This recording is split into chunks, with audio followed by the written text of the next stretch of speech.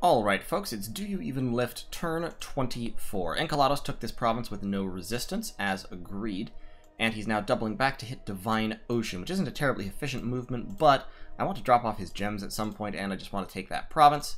I've got Ialmenos site searching. Down here, first of all, this happened, and I don't know why. I have to go back and look at the old video, but I swear to God I did not order this. I've already talked with Pangaea about it and pointed out we don't have a non-aggression pact, so I'm not breaking any agreements by accidentally instigating the world's worst backstab, but I just basically pointed out to him, look, if I wanted to attack you, I would do it in a different way, and which he agreed to. He agreed that would be dumb. So, we're moving right along. We've got a couple of forts in here, and these are actual real forts. They're not vine fortresses or bramble forts summoned by the national spell. So they're actually kind of valuable. Like, I'd like to have them. I'd also like to have a little bit more dominion, but I'm doing okay. We've got our two armies down here. We pulled back just in case. So Pangaea is attacking Ulm.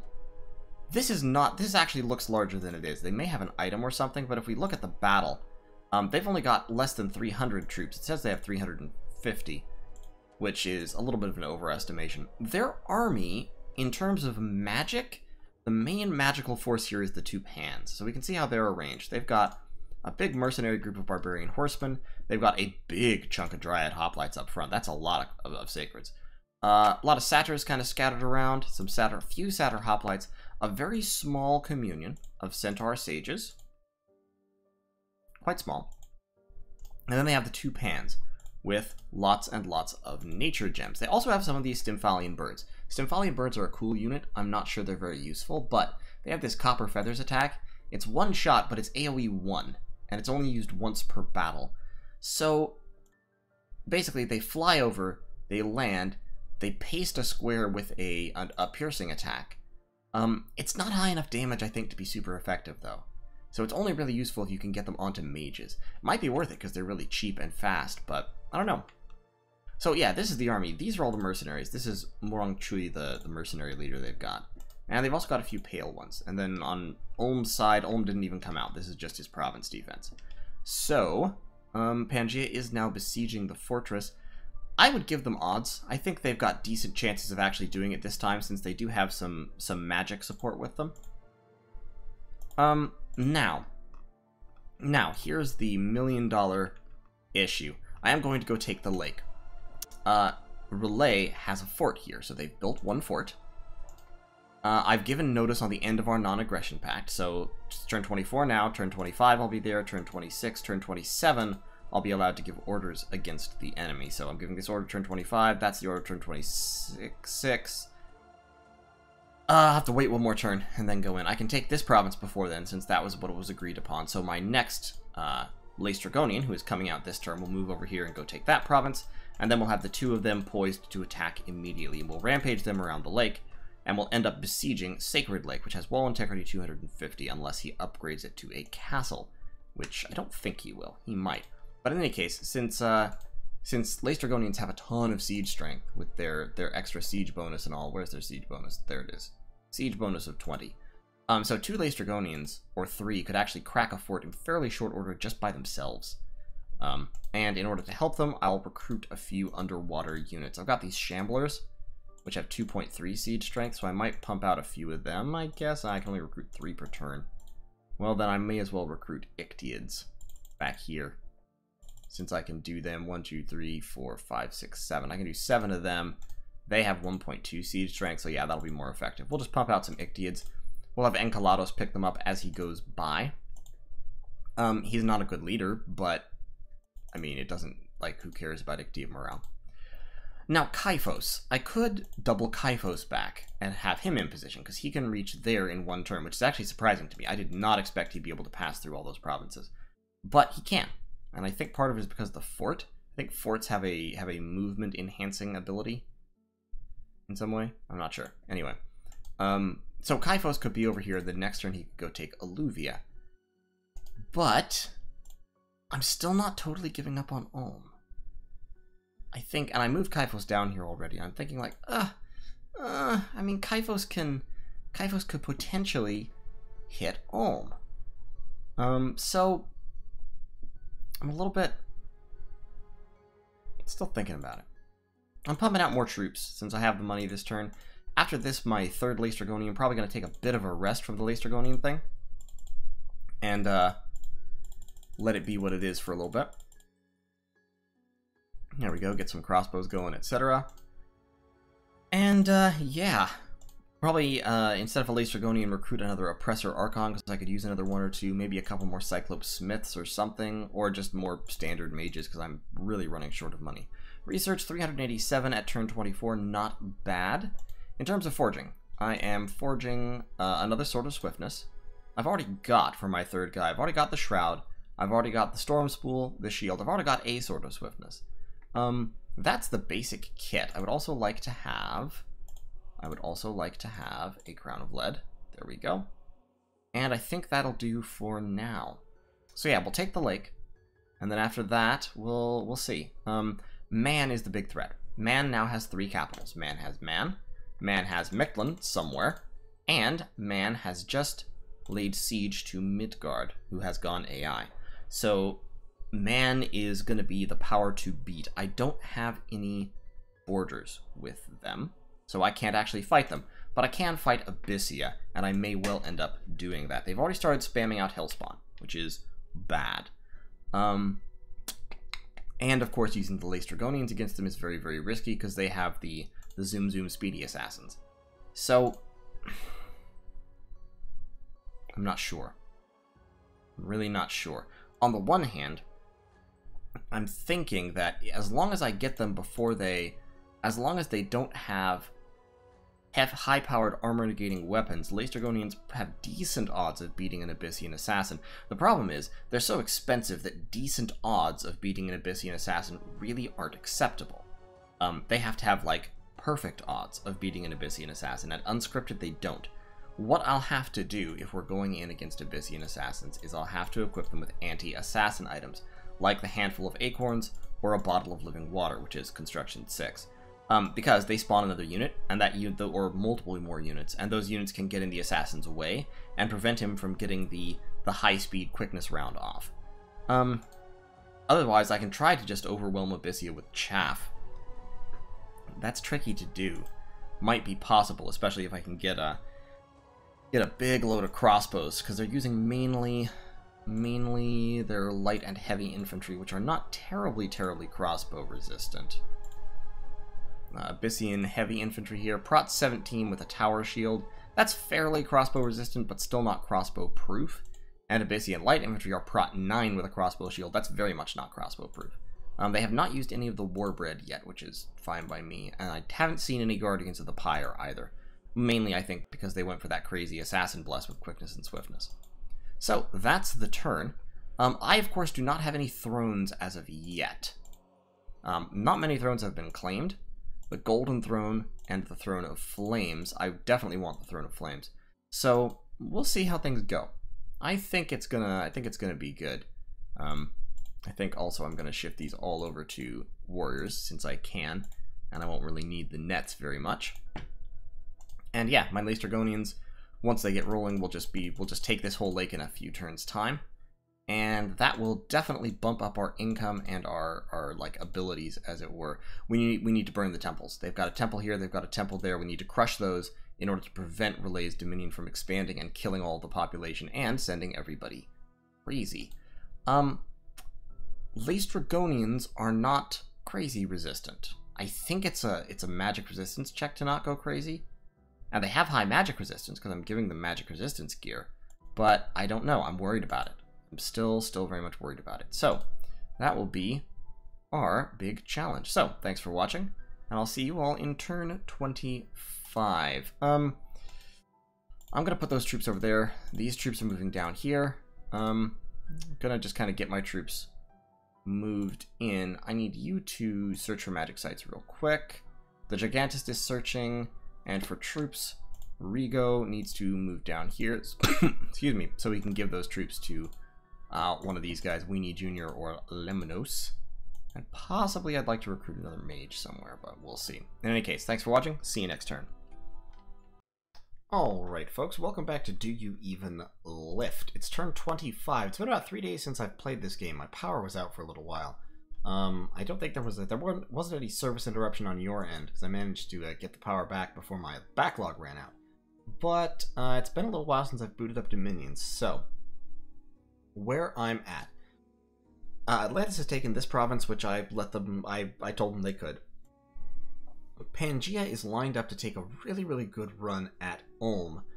The question is, do I want them to do that? And, more importantly, do I want a war in exchange for stopping them? And the answer to both of those questions really is no.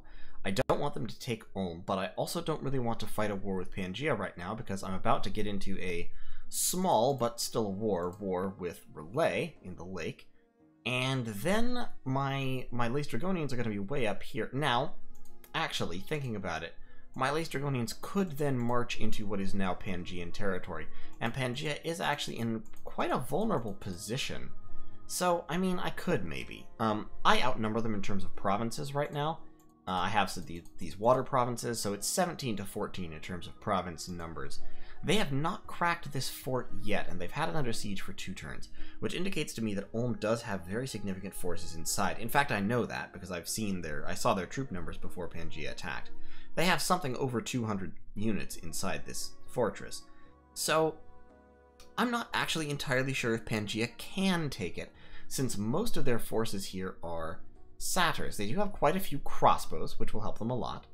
But their crossbows are worse than Ulm's crossbows. They've got some Dryad hoplites, probably a fairly decent chunk of them, although I don't see them represented, so it's mostly like the strict majority of this army is probably satyrs.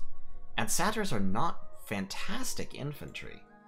If we look at... there we go. These satyrs here, I mean, they're not bad, but they have low protection, and they're undisciplined. So... yeah, not really great, and their morale is not high. So, not fantastic. I would not be, like, I might anticipate Ulm being able to defeat this army. In which case, my army should stay here. I have a pretty significant army lined up, 62, about 75 there, 150... about 300 units, a little less, and I'll have a few more units moving in. Up here, I have 16 units right now. Yeah, I'm gonna move these on down. I've got several mages moving down, and so I think Glisas has a little bit of command. No, he doesn't. He can lead 1 squad, but he has no command, so I can't even assign people as bodyguards.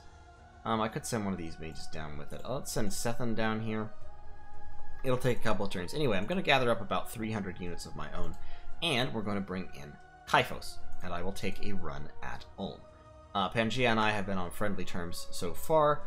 We'll see how long that lasts. Relay is pillaging the provinces of the lake, basically out of spite, partially in order to get some resources for it, but to be honest, it's not getting him hardly anything. Pillaging just doesn't get you many resources. So I'm just gonna, like I said, this one was pre-agreed that I could take, so I'm gonna move into that one. It's turn 25. I have Clitius recruited. What a name, right? Clitius something. Something dirty sounding in any case. He's gonna move over here. Next turn he'll move into Alluvia. Enceladus is gonna move up here and then site search this province, and then we will move in to take the lake away from Relay 2 provinces at a time with Laestrygonians. I'm not recruiting any Laestrygonians this turn. I'm recruiting 2 Phlegran priests to help keep unrest down. I got another negative event in Phlegra this turn. A really bad one. I lost more than 5,500 population, plus got a bunch of unrest. So my income is pretty garbage right now. But we should be helping that as we move in to take places over. I am, of course, also leaving some unrest in provinces that my Laestrygonians move through, but my Dominion will slowly bring that down. Slowly. It'll take some time. Yeah, so we're doing alright. We're not recruiting another Laestrygonian just for money reasons, but we have 3, counting Enceladus, so 2 recruited plus Enceladus, and that should be enough for right now. Over here, we're actually recruiting shackled mages instead of more jade sorceresses. The Gigantist is forging another thistle mace to give one to one of these ladies. and Nora is going to come back and pass her Thistle Mace off to somebody else, and then she's going to start casting Dark Knowledge in order to increase my Death Gems as quickly as possible. Now, I site searched Embracer this turn, and I found 4 magic sites, which is amazing. 3 of them, none of them are special, but 3 of them are 1 Earth Gem each, and 1 is a Fire Gem. So my Earth Gem income just jumped to 9. That was exactly what I wanted. 9 Earth Gems a turn is fantastic. Plus I have 6 Fire Gems per turn, plus Enceladus is 2. So actually my income is 8 Fire Gems per turn, as long as I can get those back to a lab at some point. And yeah, I think we're doing pretty well. Abysia came back in and retook Plothai from the independents that had taken it. And like I said, we're kind of getting lined up for a run at Ulm. This army, I think the main danger of this army is going to be them casting Howl, which is like, yeah, that's the kind of thing Pangaea does. But if I could hit this army with Kyphos right now, Kyphos would, I think, beat them. Because, of course, Kyphos regenerates and he has the Temper Flesh and yada yada yada. He has his whole script. Temper Flesh, Iron Will, Fire Shield, Iron Skin. Fire Shield is important for him. He should also cast Earth Power. So Fire Shield, Iron Skin, yeah, and then summon Earth Power there at the last. And we can put him up front so he won't be attacked by Howl early on. Not that Wolves could probably hurt him anyway, because he has Prot 21, but they might distract him even with his... Where is his Combat Caster? Yeah, they might distract him even if his Combat Caster rocks. But other than that, I don't think... They don't really have the counters to Laestrygonians at this point, except for Dryad Seduction. Now, Dryad Seduction is, of course, a worry, but he is Morale 17, so he's unlikely to be hit by it. The main problem is that morale-boosting items are kind of few and far between. I have to do a little bit of searching because, like, the Dragon Helmet is the classic morale-enhancing item, and Laestrygonians can't use it because they can't wear hats. They can only wear crowns. So that makes it hard. Makes it a little bit more difficult. The Fire Plate increases morale, but to a much lesser degree. And the Fire Brand increases morale, but I can't forge it yet. So you kind of have to, work. I'm a little bit worried about fighting Pangaea with Laestrygonians. I can still definitely deploy them, and one thing that is a little bit in my favor there, it doesn't look like he's been recruiting many Dryads at all. If we look at the Pretenders, because I mean his Dryads, they're cheap, and he can recruit them everywhere. But I haven't seen them, and he hasn't had many of them in battles.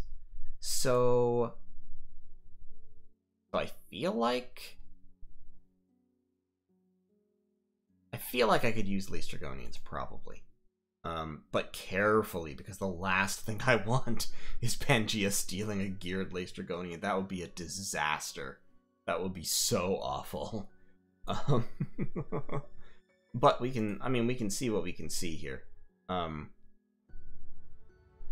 kind of try to figure out whether it's worth trying.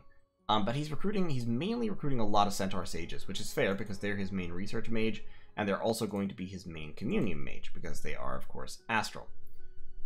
In any case, the main concern right now is taking the lake. Once I take the lake, my Laestrygonians will be positioned up here, and they'll be in a pretty good position to attack Man, if I can get people to agree to attack Man with me, because Man is definitely the front runner. They would be in a good position to attack Pangaea, or to attack Tianqi, or, of course, to attack Ragha, possibly Utgard, who I have just found. But the biggest threat is Man. And getting people to agree to fight Man with me is probably the priority, because Man is the greatest threat.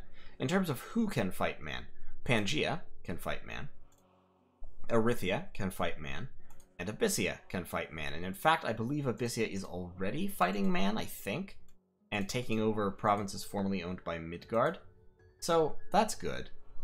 Midgard's fort here has been broken, so Man is about to have that capital, which will bring them up to 3, because I've been told they also have Mictlan, which does not surprise me to hear. So they're definitely the big bad, and they're the ones that we'll want to take out. They also do not have seducers, so fighting Man would be just fine by me. and they don't have... So in terms of magic, they do have a lot of magic that could potentially kill my guys, but I think I can mitigate most of it. I mean, the Magister's Arcane, the thing they've mostly got is air. Man is a big air power in the late age. And they can also have some fire, they can also have some earth, and of course they have astral. So what you need for them is basically, I need shock resist, and I need magic resistance. Now, I have both of those pretty decently covered. Enceladus, I need to get him his hat, and that'll push him up to 23, so he can cast for 27. Clydeus has 27, and can boost himself up to 31, which is functional immunity to magic resistance negate spells. Like, nothing is really breaking 31 magic resistance, unless they get to cast... I think you have to cast, in order to have an even shot of breaking magic resistance 31, I think you have to cast like 80 times, or something like that. So, he's likely to be able to push on through. Still, I mean, it's always risky, but of course the great thing about Laestrygonian Tyrants is that they're replaceable. They're the only, or really the only replaceable super combatant in the game. Now, the main issue of fighting man, of course, would be that I can't actually get my armies there. I can only get my Laestrygonians there. So in order to take the fight to them, I will need to forge items that give me Gift of Water Breathing, which come mainly at construction level 6. Mainly at construction level 6. It's not the water lens. There's something, it's not the ring of water breathing. The manual of water breathing lets you take a small army underwater, and there's a couple other items that do it. They're expensive in water gems, though. So going through the lake to attack man would be difficult, and it's probably more worthwhile to try and attack, like, somebody else first. Abysia will also be hard, of course, because I have the river here. So I'd have to recruit all the troops necessary up here, and then use only them plus Laestrygonian support to attack, which would be challenging. And that's honestly another reason to go after Pangaea or Ragha. I've been talking about going after Ragha, and I probably should, because it's Althaea, and Althaea is a very good player, and I want to knock her out if possible. But also, of course, going after Pangaea would be helpful. We'll see. I'm actually not going to submit my turn just yet. I'm going to offer... Well, I don't have any money. I was about to say I'm going to offer to buy Ulm's gems, because I think Ulm was making the offer to sell gems. Was that another game? I may be getting confused about that. But yeah, I would really, really like Ulm to beat back this one army. Like, that would be really, really nice if they could manage to defeat Pangaea one more time. I don't know how much magic they have or how realistic that is, but I can certainly offer and see if I can help. Because I would really, really love that. If they could just give it to him right in the jaw one last time and buy me time to get Kyphos coming up. That would be amazing. And Kyphos, of course, also has 23 magic resistance, which he can boost to 27, which is definitely good enough for government work. So yeah, let's we'll see where it goes. Should be very, very interesting. I'm building up here. I think I'm going to go in after Ulm. We'll see about Pangaea, and of course we'll sweep the lake. And once we've swept the lake pretty well, I'm recruiting a few chaff units. I've got a few chaff units on Ialmenos right here. And then he's going to go up here and grab a few Tritons and site search and basically follow me around site searching until my Laestrygonians are sieging down the Sacred Lake. And once we're doing that, then he'll come in and bring, like I said, a little bit of siege chaff and use it to help hammer down the walls a little bit faster so that we can actually take the fort. But in any case, that is turn 25 for now, and I'll see you all in turn 26. Good to be back at it. Okay, actually, one quick change to my turn here. I've canceled a lot of my recruitment, including my priests here in Phlegra, and I'm building a temple underwater. And the reason I'm doing that is because I will need to push Relay's Dominion out, which I should be able to do pretty quickly if I have a temple down here, because they only have one black candle in a lot of these provinces. No Dominion down there. They do have more candles, I'm sure, up here where they actually have a temple. But having at least one temple underwater helps you push Dominion underwater a lot. Spreading dominion from land temples underwater, I believe, has some kind of a penalty, which underwater temples, of course, don't have. And, of course, another temple just gives me another check, so having another temple would be good for the purpose of cleaning out Relay's dominion as and once I destroy their temples, which I'm going to do fairly soon. Like turn 27 when I can issue the order. So turn 26 I'm moving, or this turn 25 I'm moving, turn 26 I'm site searching. Turn 27 I'm gonna bust up this temple because I need it to be gone. Well, that's not maximum efficiency in terms of taking provinces. Maybe I'll leave it. Maybe I might go straight up, straight north, and go boom, boom, boom, boom.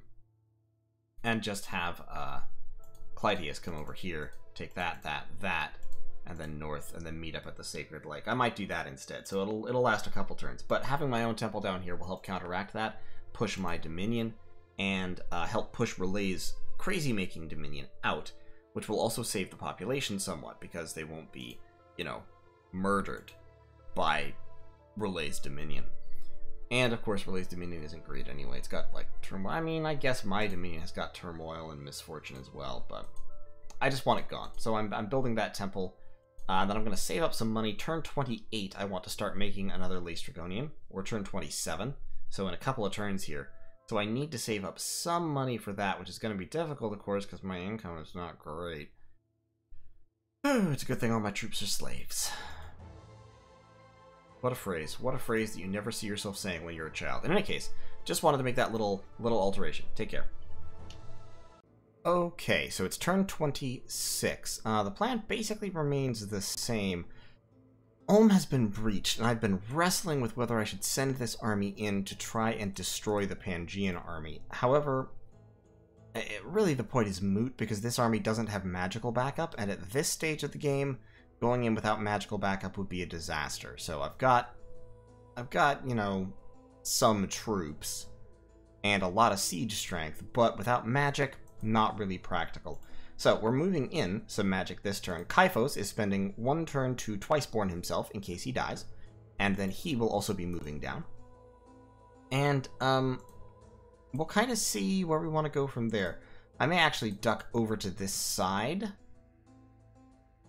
and work to launch the attack against Ragha.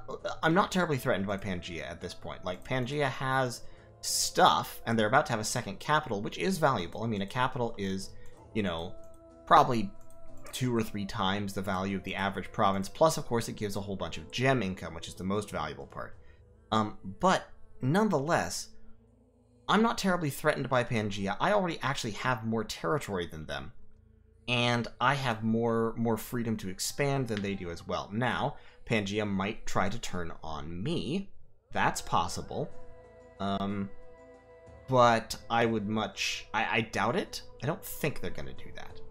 It's turn 26 now. Turn 30, I have to deliver a flame helmet to Man, according to a deal we've made. Now, nothing has been delivered yet, so I can still call that deal off, and I might, just because Man is large and scary, and I don't really want to help them. In fact, I may... I think I'm probably going to call that deal off. I think I'm probably not going to sell them a booster, because if we look at Man's magic, they actually don't have much fire. Like, they only have a tiny little amount of fire on Magister's Arcane. It's hard for me to picture what boosting to Fire 2 could possibly do for them. But if they do in fact have a rainbow, which they might, he might have taken a rainbow, this might be a double fake out. If they have in fact taken a rainbow, then boosting him up to, say, Fire 4 or Fire 5 might be really valuable for him. So that's, or if nothing else, giving them a Skull of Fire, a Flame Helmet, sorry, might boost somebody up to enable them to cast Flaming Arrows in a key battle. Or, like I said, it might boost their Rainbow up to the point where he can forge more for himself. Man did offer, without hesitation, to give me 25 Fire Gems in order to pay for the thing. And Man, in a lot of cases, wouldn't have a huge number of Fire Gems. Like, their Fire Gem income would not be very impressive. So that makes me skeptical. So I think I'm probably going to decline to sell them that Flame Helmet. Probably just going to cancel the deal. Now, moving in to take this province, which Relay had already agreed that I could have, and so that's not breaking the non-aggression pact. We had worked out that I was going to take these four before the non-aggression pact ever became a thing. So, we're going to do that, and Kalados is searching for one turn, and then next turn I will issue attack orders with my Laestrygonian tyrants to take these provinces. Relay is burning down these provinces as fast as he can, which fortunately still isn't all that fast. So we should be able to, you know, rush our way over and take these provinces while they still have something left.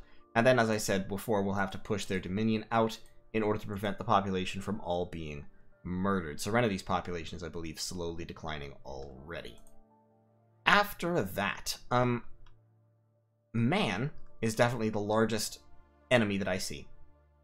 I've been told that Atlantis is also very big, and in fact, looking here, I kind of get an outline of that, because they've got they took this province from Pangaea, I believe, in a negotiated settlement.